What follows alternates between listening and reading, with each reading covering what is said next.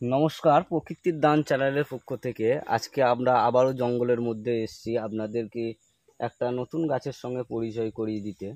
এই গাছটার নাম হলো অগ্নিশিখা।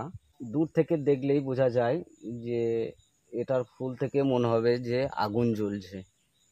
এই গাছটা মাঠের যে ছোট ছোট ঝাড় থাকে তার মধ্যে দিয়ে এটা লতিয়ে তার মধ্যে ওই গাছের মধ্যে ভরসা করে এর লতানো টাইপের উঠে থাকে। এর পাতাগুলো এইরকম লম্বা টান হয়। এর একটা ফল আছে, এই ফলগুলো এইরকম হয়ে থাকে। এই গাছটার আরেকটা নাম আছে, এই গাছটার আরেকটা নাম হলো বিশল্যকরলী। প্রাচীন কাল ধরে এই গাছটার অনেক চর্চা হয়ে আসছে। যেমন আয়ুর্বেদিক চর্চায় এর একটা বিশেষ গুণাগুণ আছে। তো আজকে আপনাদেরকে জানাবো এই গাছটার গুণাগুণ সম্বন্ধে। তার আগে আপনাদের সঙ্গে কিছু কথা বলছি যে এই গাছটার রামায়ণ পৌরাণিক কাল থেকে এই গাছটার ব্যবহার হয়ে আসছে। যে রামায়ণ কালে যে রামকে রামের সঙ্গে যে লঙ্কার রাবণের যুদ্ধ হয়েছিল, তো সেই যুদ্ধর সময় মেঘনাদ যে বাণ লক্ষ্মণের বুকে মেরেছিল, তো সেই বাণ কাটানোর জন্য এই গাছটার বিশেষ একটা ভূমিকা আছে। এই গাছটা বিশল্যকরলী, এর সঙ্গে আরও 3টে গাছ অ্যাড করে, তো সেই গাছ 3টে অ্যাড করা হয়, তখন সেই লক্ষণের জীবন ফিরে পায়। তো এই গাছটা হলো বিশল্যকরলী। আর আরও 2টো গাছ আছে, আর একটা হচ্ছে মৃত্যু সঞ্জীবনী, আর একটা হচ্ছে সন্ধিনী। তো সেই ওষুধ প্রয়োগ করে তখন রাম লক্ষ্মণকে জীবিত করে। তো এর বিশেষ গুণাগুণ আরও আছে আয়ুর্বেদিক সম্বন্ধে, সেগুলো আজ আপনাদেরকে এই ভিডিওর মাধ্যমে জানাবো। এই যে দেখছেন এই গাছটার মূল হচ্ছে এটা। এই মূলের অনেক উপকারিতা আছে। যদি আপনার পায়ে বা গায়ের মধ্যে কোনো অংশে কোনো কাটা বা কোনো পেরেক বা কোনো সেপটিক বা কিছু একটা ঢুকে গেছে, তো সেটা বেরোচ্ছে না, তো সেক্ষেত্রে কি করবেন, এই গাছের মূলটা ব্যবহার করবেন। এই যে দেখছেন এই গাছের মূল এরকম সাদা হয়, এই গাছের মূলটা এরকম দেখতে।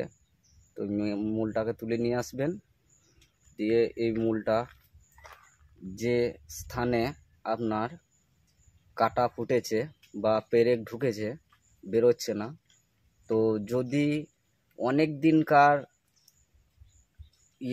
মানে পেরেক ঢোকা বা কাটা ঢোকা হয়ে থাকে, তো সেক্ষেত্রে কি করবেন, সেক্ষেত্রে যে জায়গায় আপনার কাটাটা ফুটেছে, তো সে জায়গায় চামড়া দিয়ে পূরণ হয়ে গেছে, সেই জায়গায় কি করবেন, একটু সেফটিন দিয়ে বা ছুঁচ দিয়ে খুঁটে দেবেন, মুখ করে দেবেন, যাতে ও যে পথে ঢুকেছে সেই পথ দিয়ে বেরিয়ে আসতে পারে। তো সেখানে আপনি গোটা ভিতে যে স্থানে কাটা ফুটেছে, তো সেই স্থানের পুরো ভিতেতে এই ওষুধটা জল দিয়ে ঘষে লেপ করে দেবেন।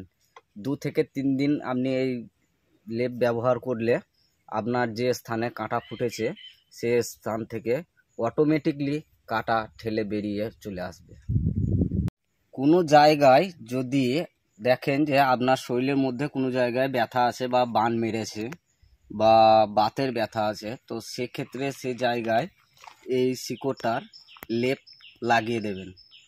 বা কোনো জায়গায় আপনাকে বিছে কামড়েছে বা কোনো বিষাক্ত পোকামাকড়ে কামড়েছে, তো সেই জায়গায় এই যে দেখছেন এই শিকড়টা লেপ করে লাগিয়ে দেবেন। এটা দ্রুত ব্যথা থেকে বা জ্বলন থেকে আপনি আরাম পাবেন। এই গাছটা বাড়িতে কেউ লাগাবেন না।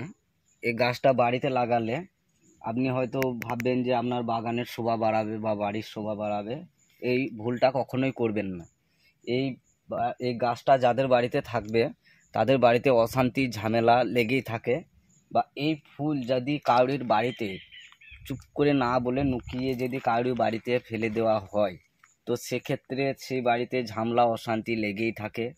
যতক্ষণ না ওই ফুল বাইরে ফেলে দেওয়া হবে ততক্ষণ অবধি ওই বাড়িতে ঝামেলা অশান্তি লেগেই থাকবে। তো এই ফুল এই গাছ থেকে সাবধানতা বজায় রেখে আপনি ব্যবহার করবেন। এই গাছ মারাত্মক কার্যকারী গাছ।